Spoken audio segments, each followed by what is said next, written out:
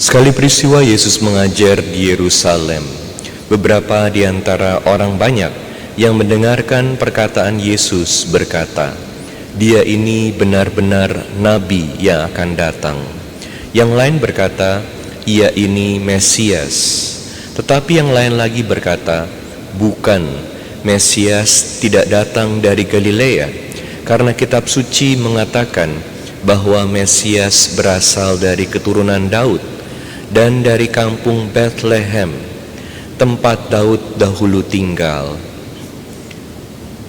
Maka timbullah pertentangan di antara orang banyak karena Yesus.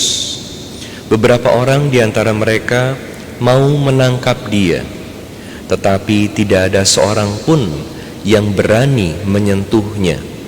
Maka ketika penjaga-penjaga yang ditugaskan imam-imam kepala dan orang-orang Farisi pergi kepada imam-imam kepala, orang-orang Farisi berkata kepada mereka, "Mengapa kamu tidak membawanya?" Jawab penjaga-penjaga itu, "Belum pernah seorang manusia berkata seperti orang itu." Jawab orang Farisi itu kepada mereka, "Adakah kamu juga disesatkan? Adakah seorang di antara pemimpin-pemimpin yang percaya kepadanya, atau seorang di antara orang-orang Farisi?" Orang banyak itu yang tidak mengenal hukum Taurat, terkutuklah mereka. Nikodemus, seorang dari mereka yang dahulu telah datang kepada Yesus, berkata kepada mereka, "Apakah hukum Taurat kita menghukum seseorang sebelum ia didengar dan sebelum orang mengetahui apa yang telah dibuatnya?"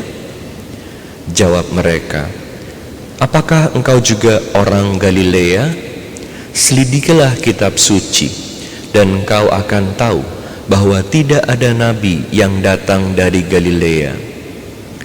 Lalu mereka pulang masing-masing ke rumahnya. Demikianlah Injil Tuhan. Terpujilah Kristus. Dalam Injil pagi ini kita melihat bagaimana orang-orang yang mau menangkap Yesus menyatakan bahwa Yesus ini berasal dari Galilea, Nazaret, di mana Yesus ini tumbuh besar. Ini benar, tapi mereka lupa atau mereka tidak tahu bahwa Yesus dilahirkan di Bethlehem, dan mereka mengatakan Mesias itu sudah dinubuatkan untuk lahir di Bethlehem.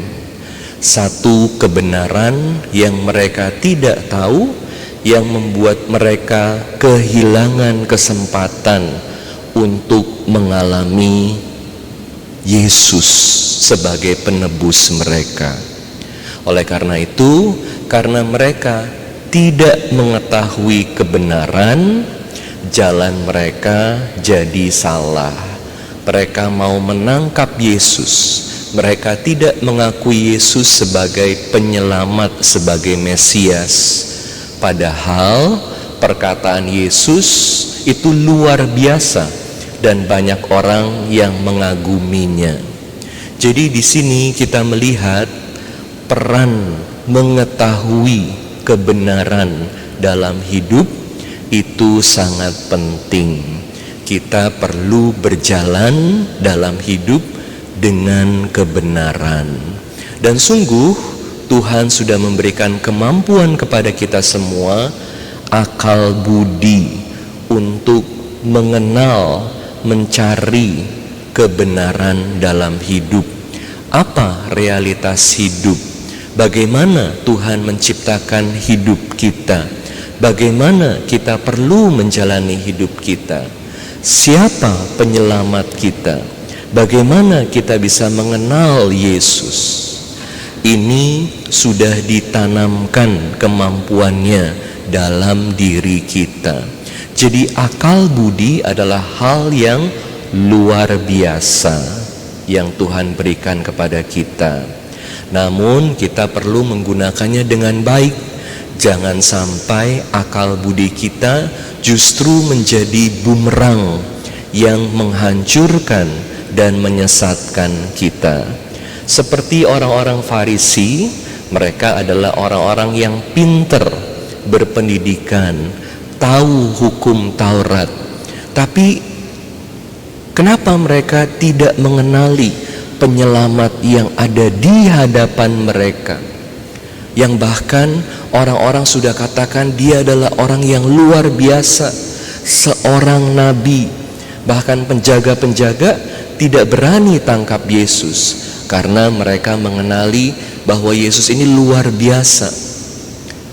Orang-orang yang harusnya lebih cepat mengenali dengan akal budi mereka yang luar biasa yang ada di hadapan mereka, justru dikhianati oleh akal budi mereka sendiri.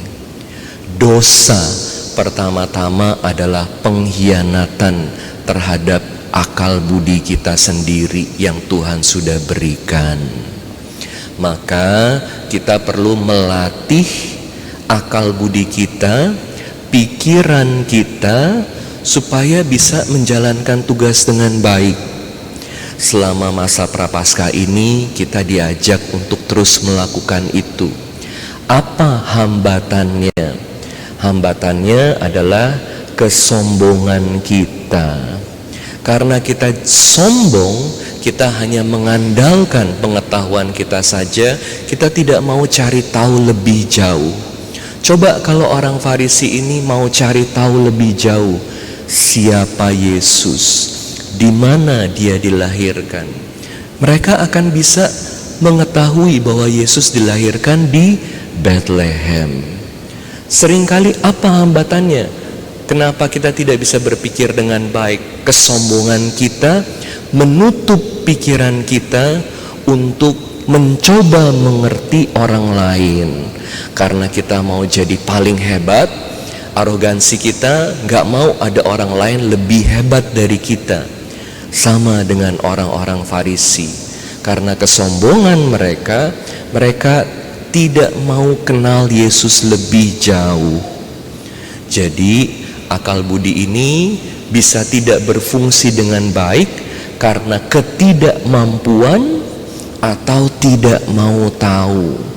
Dan sekali lagi, ini karena dosa yang menghambat kita, kesombongan kita. Mari selama masa Prapaskah ini kita belajar untuk menggunakan pikiran kita dengan baik, memurnikan pikiran kita, menyucikan pikiran kita, sehingga pikiran kita membawa kita lebih dekat pada Allah.